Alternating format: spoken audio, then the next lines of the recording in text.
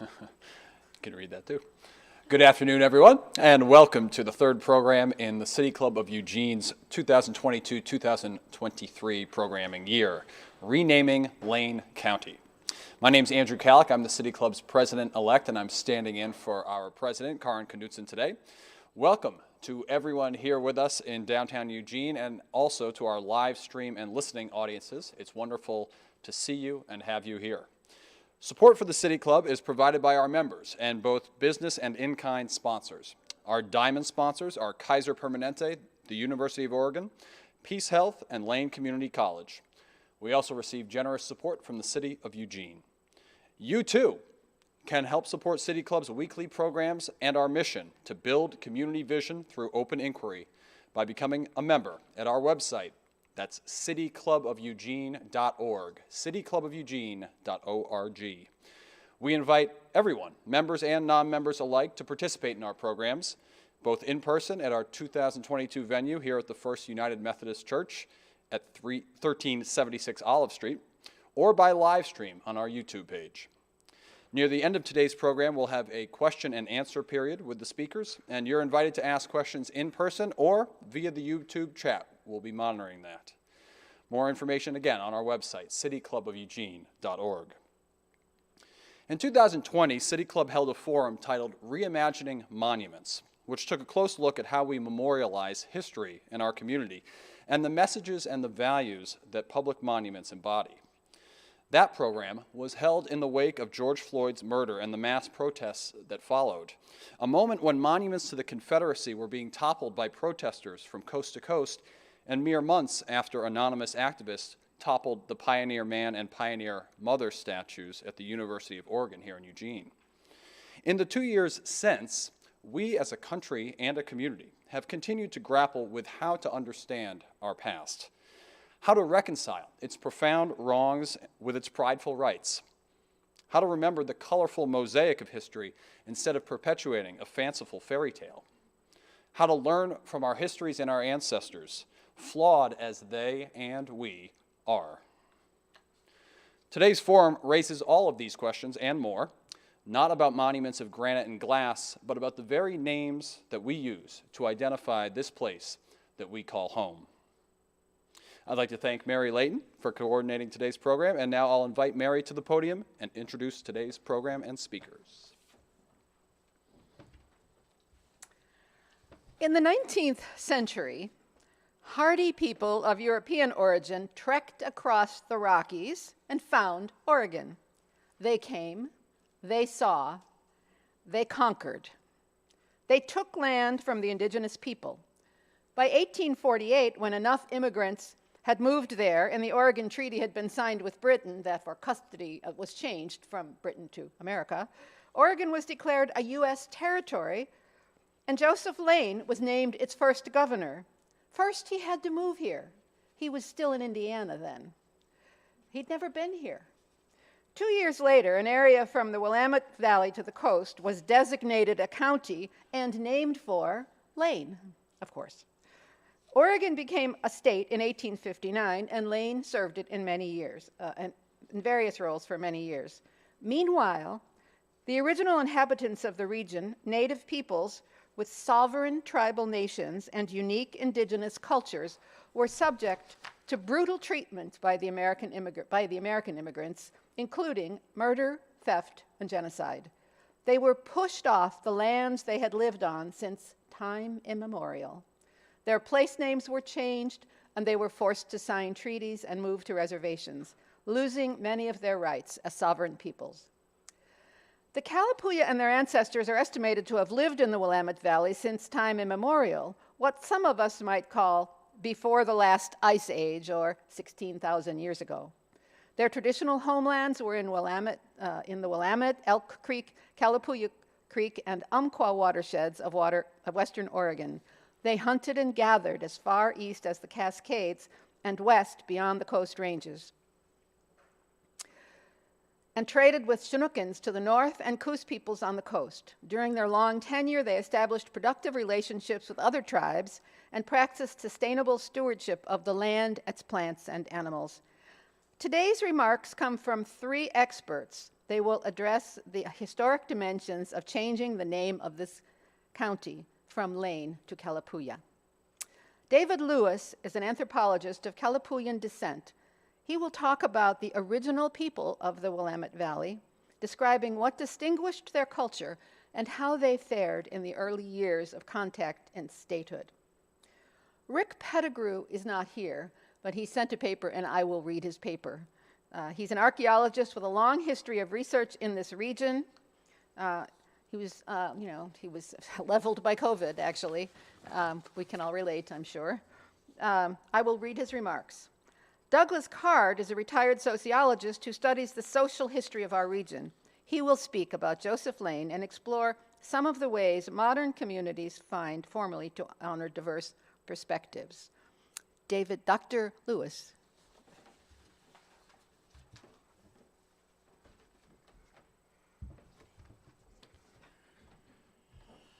All right. Let's see.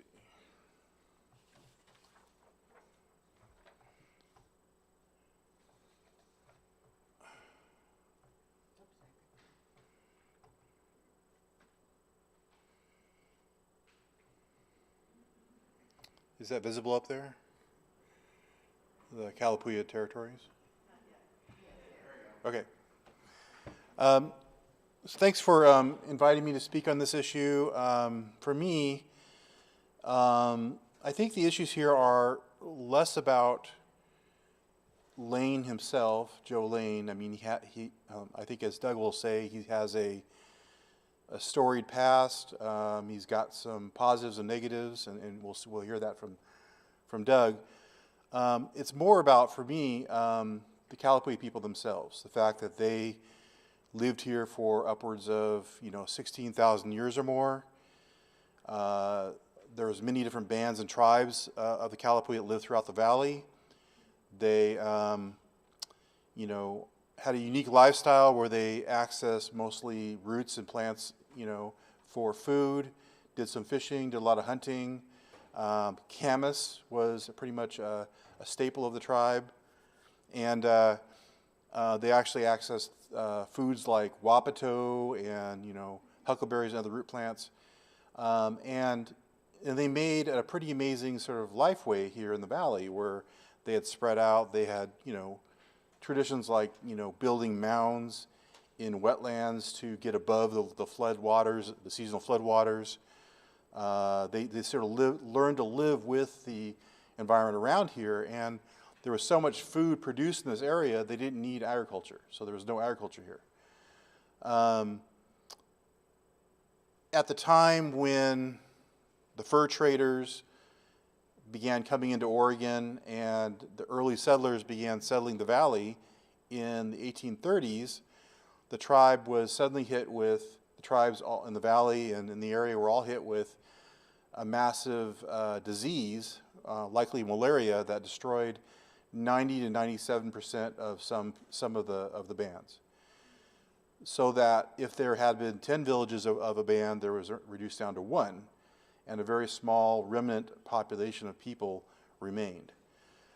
This left a lot of open area for settlement, and the early settlers saw this, wrote stories about it. In fact, Jason Lee, really famous Methodist in the valley, went back on a tour of the East Coast and attracted more settlers to the valley, which is very successful, probably started the Oregon Trail itself.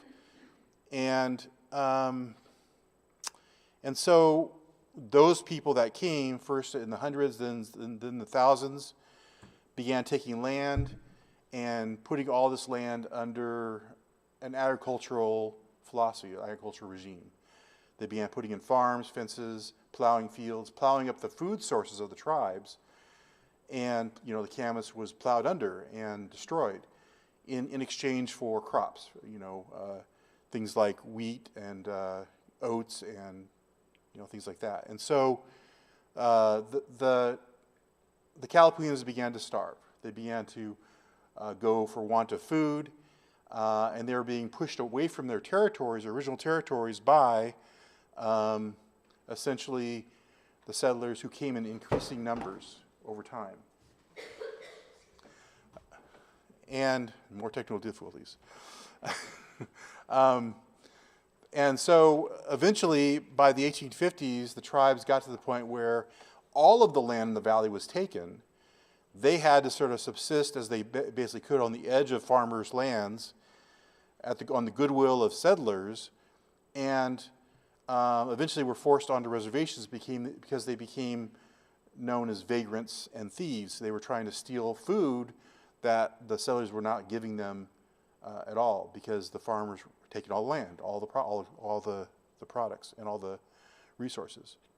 So this is what happened to the tribes, and I've documented this pretty well for Oregon. The southern Willamette Valley, for whatever reason, that we don't have a lot of information about. Apparently settlement was very fast here. I think one of the first settlers, Jacob Spores, actually settled on top of a native village. His property was right there, and on his property there was a native village and a cemetery that was documented later on. Essentially the tribes are pushed out of the land. And none of that in the first, up to 1855, was done even under U.S. law legally. There have been no treaties that have been signed and ratified by Congress. The tribes still, under U.S. law, owned their aboriginal right to the land. And so that all happened essentially by the press of people moving to Oregon, to this area, to the Willamette Valley, to find more wealth, and taking the wealth and resources from the tribes. And so today, the Kalapuya people mainly are associated with a couple reservations, Grand Ronde and Sept, that we're moved to. We were forced to stay in the reservations in a very poor situation for more than 100 years. Now we are reassociated with those restored reservations in the modern era. And most of us have no long-term wealth.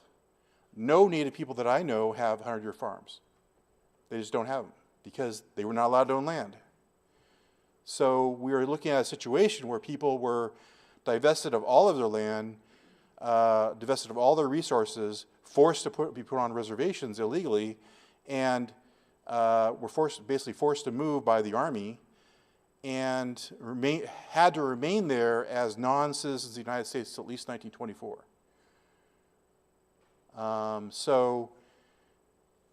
To me, it sounds like internship. It sounds like a prison camp, and so today, it seems like something should be done. And I think that we hear this happening in society. People want to do land acknowledgments, which is a way of acknowledging the fact that Kalapuya peoples and other peoples were here. But a lot of people are saying that's not enough. That doesn't really do anything helpful.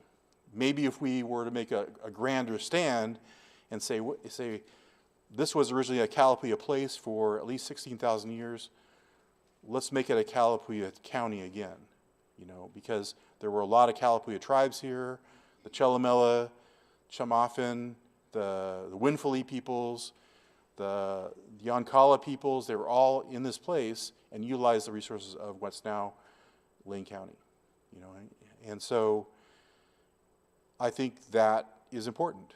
We are doing this on other place names. We're trying to replace, lots of sort of racist and sexist place names around Oregon and the nation, replacing them with native names or the original native names sometimes of those places. Like recently I worked on a project for renaming Swastika Mountain, and we're going to try and rename it, Halo Mountain, after a chief of the Kalapuya tribe. So these are important things, to bring back the place names that actually lived here sometimes for 16,000 years. Everything was renamed away from our peoples, taken away from our peoples. So let's bring some of that stuff back. And that's kind of what I've been doing for a long time, and I think a lot of people, they have a sensibility towards that. I think I'll end right now and let other people come up and answer questions later. Thanks.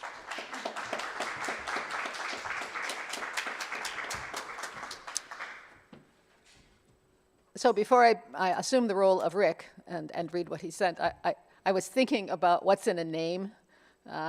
My real whole name is Mary Susan Layton. Mary is Mary McGrath, my grandma Mary, an immigrant from Maryland to Chicago, known for being a literate and funny person.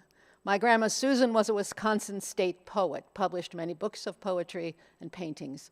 And so when my family talks to me, they call me Mary Sue, and I remember the heritage of my grandmas, and I feel an obligation to them. So I think this naming thing is important, personally, and maybe we should look at this whole thing in that way. How can we connect our roots? Here's what Rick says. Now, Rick, as I explained, is an archaeologist. He's dug up all the bits and pieces of Kalapuyan culture in this country, and in this arena. And he writes this. So imagine this is a letter from Rick. As you know, my nonprofit organization, Archaeological Legacy Institute, is pursuing the project to rename our county in honor of the Kalapuya people. Let me remind you that the Kalapuya County proposal was initiated in a letter from Kalapuya descendants Esther Stutzman and David Lewis. We wanted Esther to come, but she was unable. Submitted to the county commissioners more than 2 years ago, on June 25th, 2020. I supported that proposal in 2 articles published by the Register Guard, the first on June 30th, 2020, and the second on July 31st this year. And I left copies of that article on the table so you could have access to it. You can find all kinds of information more than just the article at archaeologychannel.org. Changing the name of the county is no small task. As I understand, a wholesale county name change has never been done in the United States. However, it can be done if the people of the county vote to amend the county charter. Holding such an election most likely would be a decision made by the county commissioners. So I hope we can convince the commissioners to allow the people to decide the question. In practice, the process will involve much more, including the approval of the idea by the Confederated Tribes of the Grand Ronde, of which one of the Confederated Tribes is Kalapuya. I want to insert here, as you all probably noticed, in England, they changed the national anthem overnight to God Save the King. And in the next several years, will replace every single piece of money with an image of King Charles III. And not to mention, literally billions of commercial products will now have Charles' image instead of Elizabeth II. In the short time I have here, I want to emphasize why we are doing this. Here's a key point. It's not simply because we are embarrassed to be associated with Joseph Lane, who most people agree is not a person to be proud of, and it's not because we want to change history, which never can be changed and should be remembered in all its details, both pleasant and unpleasant. In fact, it's time to recognize our history by changing the county name. I came here a long time ago as a University of Oregon graduate student, embarking in 1971 on a career as an archaeologist. My first excavation experience was at the Lynch Site along Little Muddy Creek, 22 miles north of Eugene.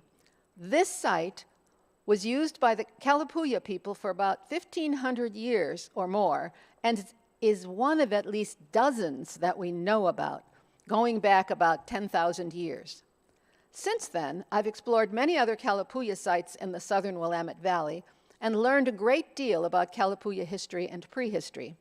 For my entire career, I've been painfully aware that most of our fellow citizens have no knowledge or understanding of the long human history of this place, despite the large amount of historical and archaeological knowledge that's been published on the subject. Now, finally, I think we found a way to address that huge gap in public understanding. I'd like to call attention to a very sad event in our history that few people here know anything about, but which of course our Native American fellow citizens can never forget. We are familiar with calamities that have befallen people around the world at various times, such as the Black Death that killed half of the European population in the Middle Ages, and the Armenian genocide and the Holocaust of the 20th century, and the Spanish flu that killed 50 million people in 1918. And of course, we're very familiar with the COVID pandemic, which so far has killed 625 people in our own county. Every life lost in these events caused huge distress for their surviving loved ones, and monuments have been erected to keep alive the memory of those taken away. But not for the Kalapuya, not yet. In 1830, an American ship dropped anchor in the Willamette River just downstream from Willamette Falls. Some crew members aboard apparently carried malaria, a disease for which the native people of the Portland Basin and the Willamette Valley had no immunity. Estimates are that within just a couple of years, 90% of the indigenous population died. This catastrophe happened right here. I ask you to consider how you would have felt if you had experienced that. Imagine that you are the proud member of a people who can trace their ancestry back 15,000 years or more, or at least 600 generations. Your people have intimate knowledge of the land, a name for every part of it, and elders who bear a huge wealth of knowledge about your people's history and traditions.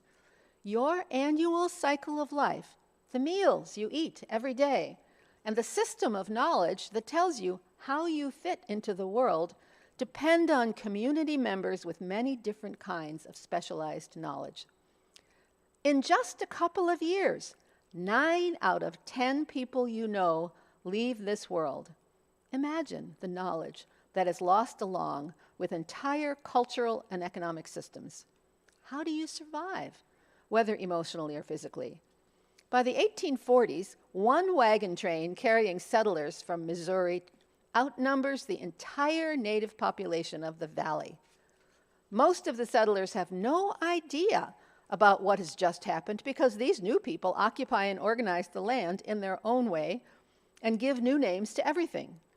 They know nothing about the ancient history of this place and its people. For them, this is an opportunity to start a new life and to make new history, especially once the remnants of the original people are removed and out of sight. We can't change what happened, but we can acknowledge it and learn from it. We can honor our forebears in this place. We can create a more welcoming community for all kinds of people, and we can decide for ourselves what to call our county. In the process, we can take on leadership in our world and create an example for others to follow. The future does not have to be a repeat of the past. Kalapuya County can be an inspiration for our children and their children and for people everywhere. And now we'll hear from Doug Carr.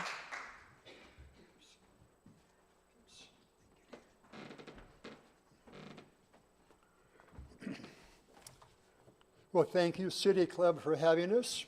And I'm sure all of us are very impressed right now after having heard both Rick Pettigrew's talk from Mary and from David Lewis. And it's a history that everyone in Lane County should know about. Now, my approach is going to be a little bit different. I'm not specifically talking about the renaming of the county. I'm talking about broader issues. Now, for myself, I first became interested in these issues when I first moved to Roseburg back in 1978. And I've been involved with these issues for about 40 years ever since. And I will say that it's one of the most concerning issues in America. When I moved back to Roseburg in 1978, I soon met and became friends with Sue Schaefer and Chuck Jackson, who are the wonderful leaders in the Cow Creek tribe's drive for re-recognition. This is where I first came to understand the terrible treatment Native Americans had suffered all across our country and the need to do what we can to make up for that, to make things better.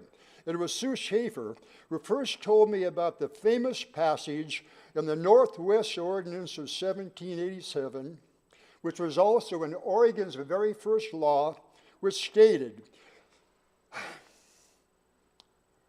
this is actually very moving when we think about all of this, what really happened.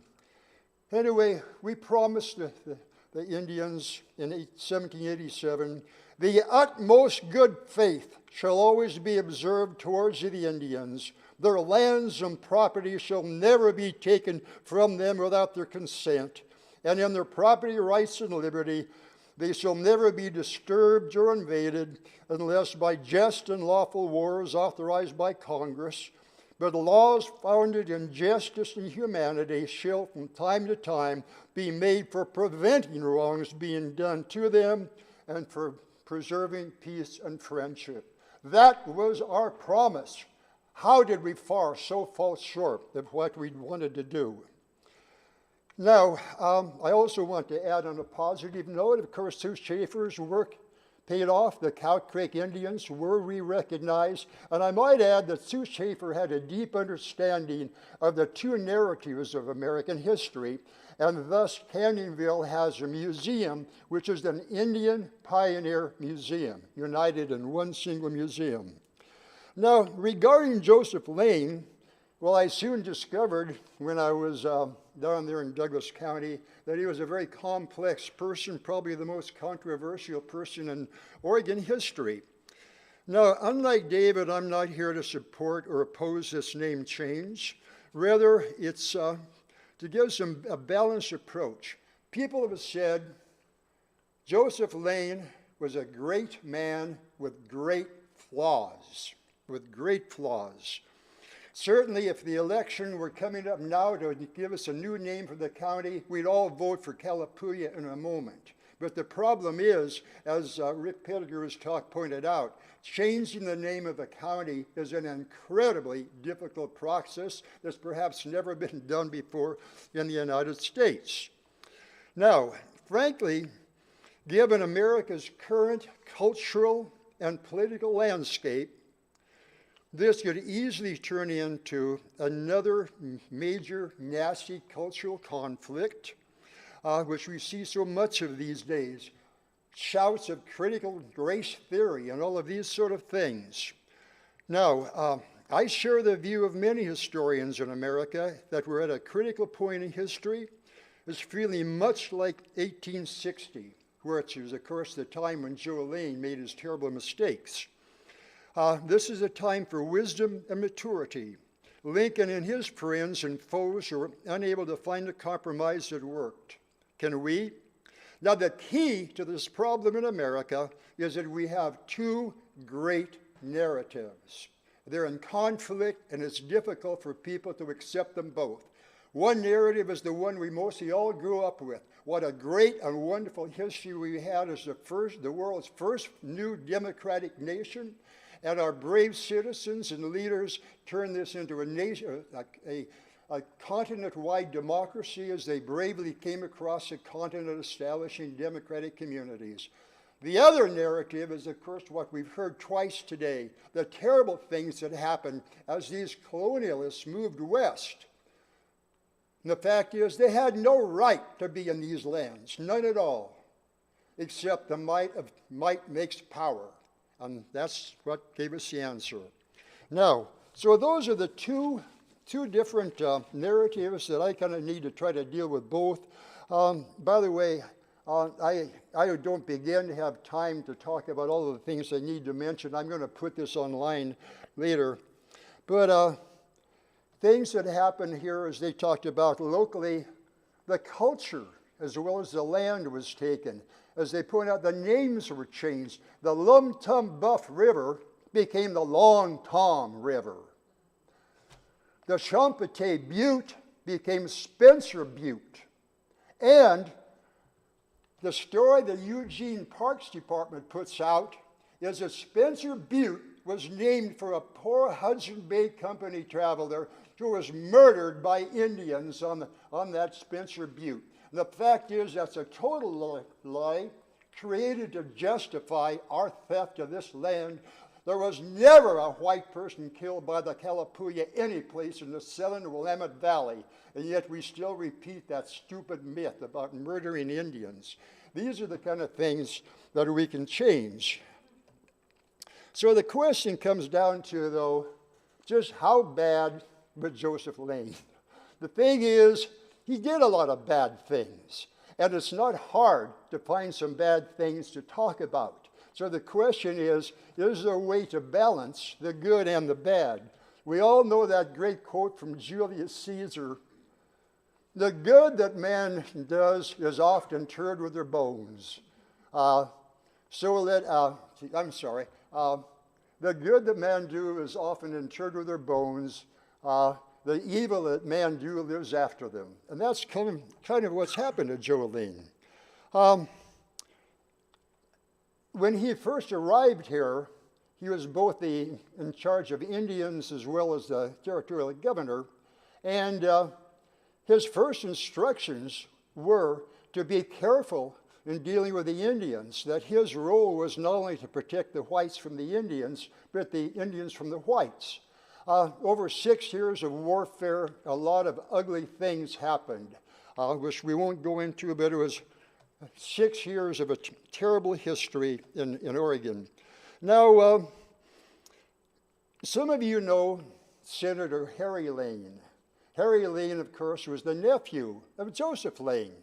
And in fact, some of you know that recently some people have proposed Harry Lane as a substitute for Joe Lane, because then we wouldn't have to change all the names like we would with Kalapuya.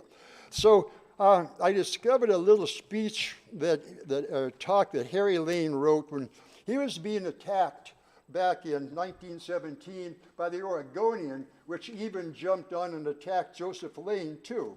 So Harry Lane was very angry about this attack upon his uncle. And Harry Lane wrote, "The article does wrong to the memory of General Lane, inasmuch as a spirit of unfairness seems to prevail. An impression given by reading it that he was a shifty politician of intriguing spirit and low moral tone, who was prepared at any price to advance his personal interests at the expense of his fellow citizens. No one who is acquainted with General Lane will approve such an estimate of him, either as a man or a politician. And I do not think it fair or just to perpetuate such an estimate of him in an article which, being historical, should be absolutely free from prejudice and unquestioned accuracy." And as an academician, that's how I would like to see us approach this. We don't need to make up stories about Joseph Lane to realize that probably he does not belong here. Really quick, the problem with Lane is he had 3 completely different eras of his life. The first era was heroic, a general, and then the leader of Oregon as territorial governors, territorial representative, and then senator. It was a great era in which it is said he came closer to the White House than any other person in Oregon history. That's how great he was. But then he got completely off track at the start of the Civil War, supporting the South, supporting the Confederacy, and it was a terrible mistake. He became obsessive over states' rights, and when he talked about slavery, he talked about the Southerners should have the right to take their property, meaning slave people, take their property any place they wanted to go, and that they should have that right, and if they don't get it, they should fight. They had the right to. So old friends turned their back on him when he came back to Oregon. He was accused of treason. Old friends said he belonged in jail. That is how unpopular he was. But then finally, after living up in the mountains for years with Peter Waldo, a young black man, yes, a young black man that had been given to him to raise, well, at the end, well, here's an interesting thing that happened. In 1880, President Rutherford B. Hayes was the first American president ever to come out west. And so when he was headed for Oregon, the people of Douglas County were thrilled that they were going to honor this Republican president. Now, who do you suppose the Republican Party of Douglas County chose to go greet the President Hayes? Joseph Lane, this old Democrat. And I stress this because in his third part of his life, he had become moderate, he had apologized for his mistakes, and old friends forgave him for his mistakes. A couple of final quotes. Deedy ended his obit of Lane in 1881. When the history of this county is written, Oregon's first senator must occupy a prominent place. In his grave are buried the memories of the frailties incident to human nature and the asperities of life's hot conflicts, and the passage of time will brighten his name and enhance his renown. More important, his old friend Jesse Applegate, Oregon's leading abolitionist, who had been Lane's friend, neighbor, and political appointment, after talking with him in 1878, wrote to Deedy, "Though he has been a Democrat of the states' rights school, he accepts the results of the wars, settling the questions embodied in the amendments of the Constitution, finally and forever, and thinks the preservation of the Union the greatest good to all sections. In short, he is a true patriot and always has been. He has no future but God and his own fame to look to, and he earnestly wishes for peace and prosperity in the world." So those are the two sides. Now, I don't know if we're going to be able to accomplish this name change quickly, but there are many things we can do. We can tell the city to quit spreading the myth that Spencer Butte was named for a man murdered by Indians, because he didn't. And finally, I'd like to suggest, if you have been to Amanda's statue in Yachats, the famous Indian woman, or you're aware of the statue of Lou Southworth, Oregon's most famous slave, former slave, you can realize the first thing we can do with Lane County is put a statue up honoring the Kalapuya, and that's something we can do right away.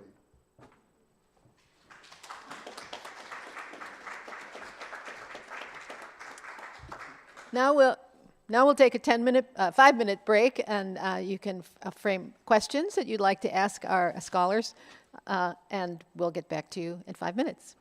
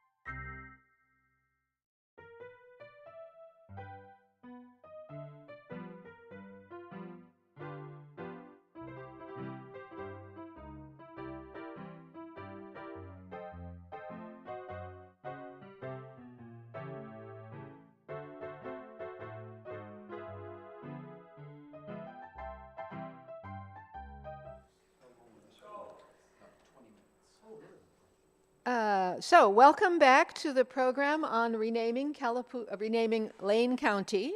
Our guest speakers are Dr. David Lewis from Oregon State University, and Dr. Doug Card, retired from University of Oregon. And the first question comes from Dick Seller, City Club member. And I just want to reflect a minute on Doug's comment about critical race theory and what happens when this issue gets raised as a name change for the whole county. The county actually, Kalapuya is a much bigger designation, as was pointed out. It contains tribal groups from up and down the Willamette Valley. Eastern part of the county, from the ridge line of the Cascades coming west, part of that drainage, is Molalla peoples, and from the ridge line of the Coast Range west is the Siuslaw. If this is an issue that comes out of Eugene as a name change proposal, I think it represents a huge marketing problem because it's not one thing. And if there were a popular vote taken, the people of the central part of Lane County would make the decision, and that may be much to the chagrin of eastern and western Lane County, another reason to divide us, urban and rural areas. I desperately agree with the need to recognize the Kalapuya and the importance of their presence in the valley. And I just worry about that issue turning it into a political firestorm.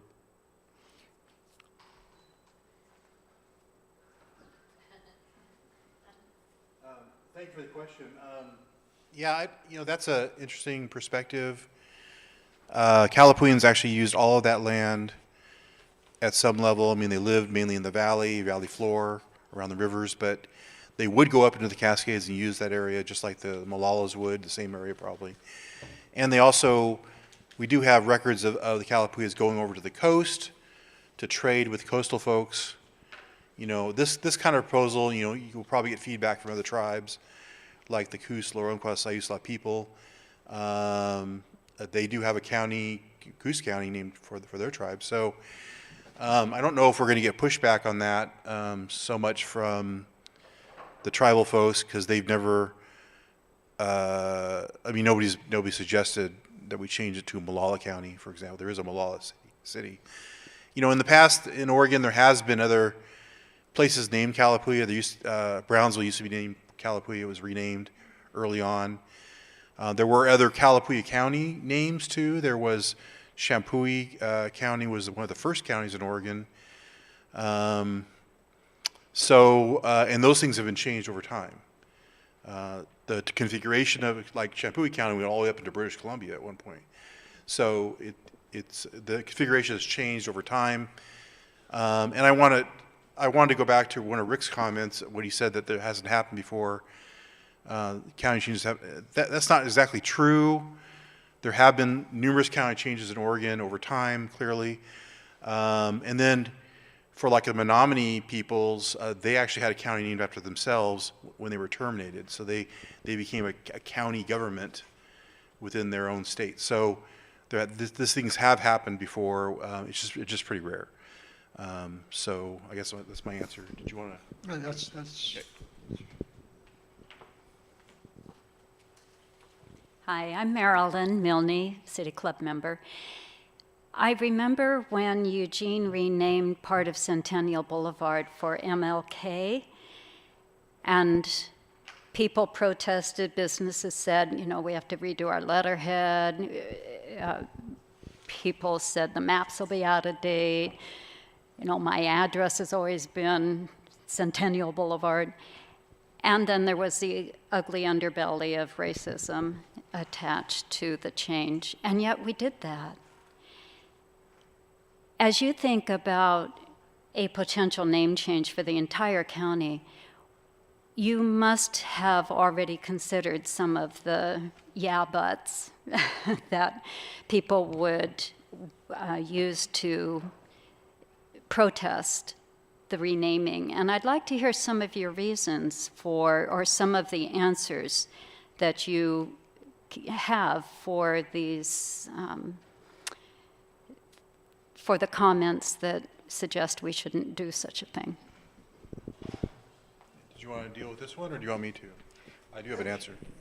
I couldn't really hear the Christians, weren't you, Ann? Go ahead, Dave. But there are just arguments against name changes because they're difficult. Did you want to deal with that? Well, I'm sorry, I didn't quite hear all of your question, but so you're concerned what would be the arguments against this? Well, of course, Rick Pettigrew's talk did include some of those, and obviously the fact that no other county in America has done this shows how incredibly difficult this would be. And as I understand it, first the commissioners would have to vote on presenting it to the people, and we don't know what the political level of this county will be in the future. And second of all, then there would be a vote by the public. And we've already seen there are people out here who think this is a terrible idea, who thinks this would be a huge waste of money, and point out, well, the Native Americans weren't so wonderful themselves, et cetera, et cetera. And I am afraid that given the cultural conflicts of America right now, this could turn into an ugly scene of people purposely bad-mouthing Native Americans at a time we're trying to honor them. So I guess that's why, from my position, I'd like to see it kind of build up to this in a somewhat more gradual level. Do a lot of these other things to educate the public for why the Kalapuya deserve the honor. And then I think once more people understand this, they'll be more likely to support something as radical as a name change. Does that make sense? Yeah, and also, you know, I've dealt with this issue in terms of like native place names. Sometimes native place names are long and difficult to pronounce.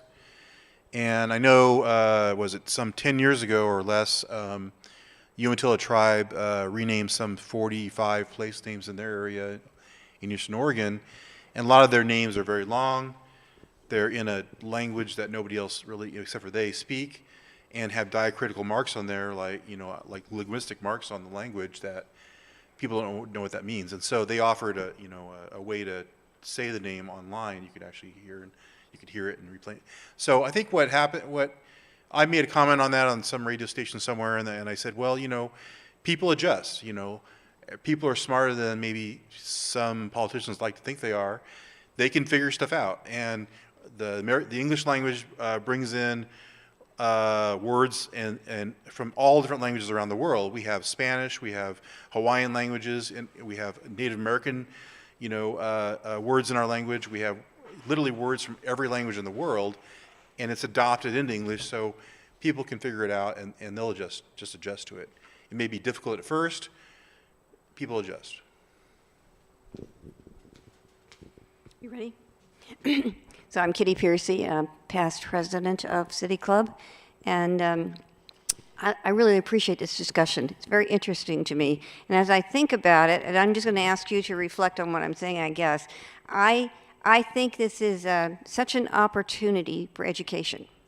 It's such an opportunity for children in our schools, in our county, and all over to have a discussion about the Kalapuya history. I think this could be used as a tool to reemerge that history you talked about, which I think is really, really important. And it can be owned by all of us because we are a county that has this history. I think coming at it from a get rid of that name point of view is just, in my opinion, the wrong way to go about having that discussion. And the sooner we don't have another conversation about this that says, should we get rid of the name Lane because it's not worthy, I think that takes it off on the total wrong path. The real wonderful path is we have a lot of great history here that we need to reemerge and appreciate and value as part of our state and part of our country and part of our local community. And I think there's a pathway there. And I guess I would put it to you to respond to that, but I'd also put it to you to say, I would love to see our local Indian folks lead this conversation. everywhere in the county, all over the place, because I think this is a real opportunity to break down barriers that are still here from our past history. Just I think those are great comments, Kitty. You know, that's initially what I'm approaching this as a way to educate people about Native peoples. That's what I've been doing for 25 years in the area, doing presentations all up and down the valley on educating people on Native history. You know, about 99% of the people of this area don't know anything about Native history. They're still not taught in schools, even though we have SB 13. So I'm hoping that people like you will push in school districts for there to be Native education. But you're right, I think this is literally a keystone issue that can draw a lot of eyes, a lot of attention to Native history. Why is it important? Why is it important to us? You know, why hasn't it been important in the past? Can we fix that? Can we have more equity across the board in terms of learning about other people's history and honor that diversity? And if I could just add to that, I think it would be wonderful if you could engage the school boards and people in making that part of a discussion in our schools. I think that's just an opportunity waiting to happen also. Hi there. My name's Deborah Bartlett. I am in Lane County, but I live in Cottage Grove. And thank you for allowing me to attend today. I was very curious. In Cottage Grove, we have a cemetery, McFarland Cemetery, and 5 Calipunyans are buried there, including Mary's 3 or 4 of her ancestors. And we have a wonderful kiosk and with much information that the tribes worked on very diligently, I understand, and Mary even came and did a blessing for this. And we'd love you to come see a little bit of Kalapuya history right here in Lane County. And then I was curious, if we were to pursue this, what does Douglas and Lynn County have to say? They have as much history on Kalapuyas as do we, I believe. Who are we to have the right to do this? Yeah, I mean, I think that I feel like there's a little bit more of a spirit of people listening to us here. I don't hear the same in Lynn County. Douglas County may have a little more Umatilla, or I mean, Umpqua history, you know, Cow Creek history. So the Kalapuyas do extend into the Umpqua Valley, but only kind of a little ways, up to about Past Yoncalla, I think. yeah, a Yeah. little ways, right? So they were people Both sides. areas. So yeah, yeah, I do know about McFarland history there. There's some great resources in Cottage Grove that tells really great histories of mainly the Umpqua and Yoncalla peoples, the Halo family, you know, Chief Halo and his whole family that lived in the area. And I've utilized the sources there a lot, and it's been great, yeah.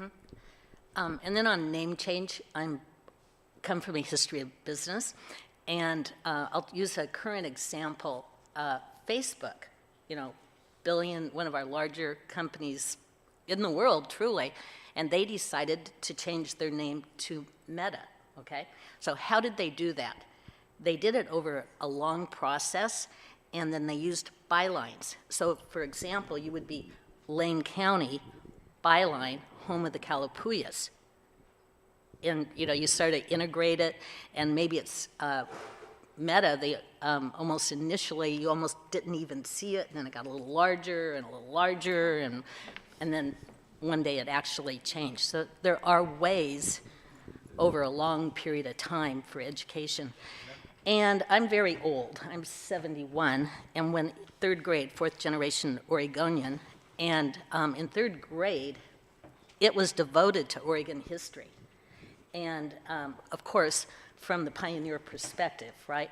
But I think we have that in place already for discussion to go ahead and bring in the other, you know, bring in all, whoops, that's me, all of our sides. So, yeah. And I think we have time for one more question. Okay. Jerry Smith, City Club member. I have noticed that Native Americans met the colonists in the East with some big gifts for America. American democracy. Ben Franklin took that from Native American tribes. Corn, tobacco, and other big Native American agriculture enriched the United States. What has Native America done to those of us that came west? How did the Kalapuya bless us today? Thank you. I guess it's me again. Well, you know, I have thought about this a little bit, and I think that what's not been recognized by most of our history books is how much the tribes sort of welcomed the settlers at first and helped them in many ways. I mean, many of the tribal people, Kalapuyans and others, worked on their farms, you know, and helped them sort of help feed them in the first few years because they didn't have any food out here that they recognized. And that's really the story. I mean, they helped them out, they hosted them. If you ever go to a Native American community, they will host you, they will feed you. That's exactly what they did. They hosted and fed people, and primarily in peace. You know, there were some situations, but primarily in peace. The Kalapuyans always had a peaceful attitude, never committed any kind of act of war on the settlers. And even though they regretted that later on, they talked about that, and they said, we regretted just giving up our land for nothing, and we need to basically sell it now or get nothing for it. But they did, you know, they basically helped the early settlers settle the valley, helped them build their farms, helped them plow their fields, and learn the techniques that were being told, they were being shown, you know, how to plow, how to farm, how to tend to animals. They learned those things, and many of them tried to modify their culture. They tried to sort of take on the sort of farming culture, and were not allowed to, because they were not allowed to own land. That was taken away from them. So those are the stories not told. We didn't give some grand thing like corn or something, but we did, you know, welcome people here at first, just to have that sort of thrown in our face later on by being forced onto reservations. So I have an article about this. I call it the stingy settlers of the Willamette Valley, who we helped everybody out and didn't commit any wars and helped people settle and became neighbors, sometimes family members with them, married into the families. But when it came to 1855, 1856, we were pushed onto reservations. I have one more question, just myself, because we talked about this, so you're going to have to condense it very shortly. But your wife is a public school teacher, and I was a public school teacher, and we know that Senate Bill 13 was intended to produce a curriculum to teach the children of Oregon the tribal histories. What happened about that? They did produce a curriculum. There was a curriculum company out of Portland that made all these units. The tribes also had units they produced. That's all available for anybody to look at on the Oregon State Department of Education website. There's a whole native curriculum or Indian curriculum part of the website. You can go there and download it and review it yourself.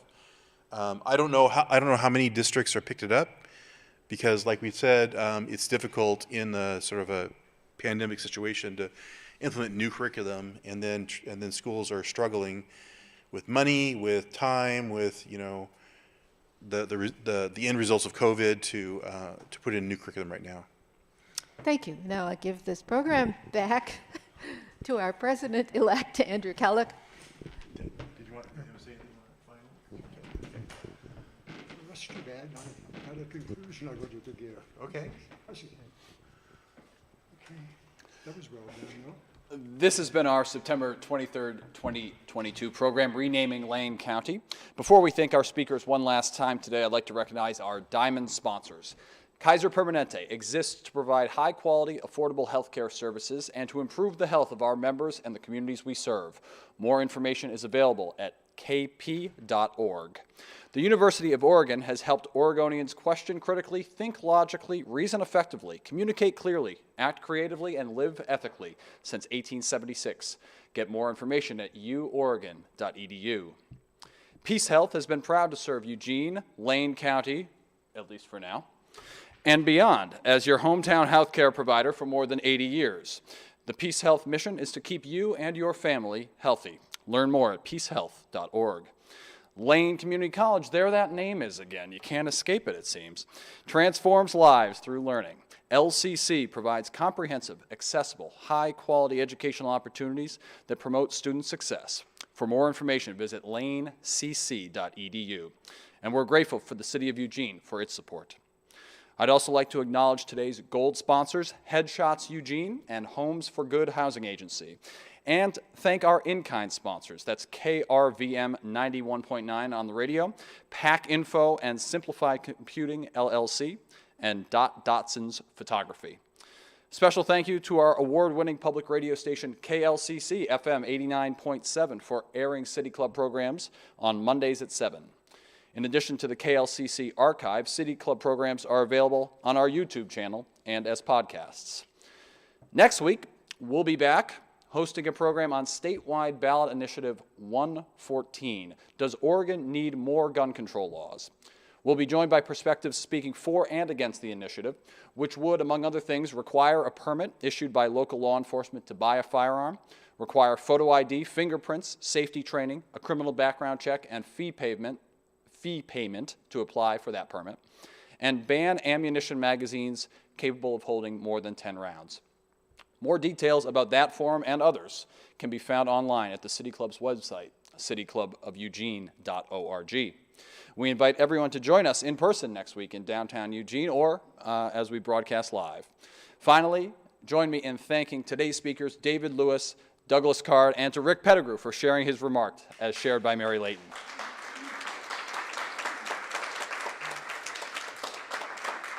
Take care, everybody, and we look forward to seeing you next week.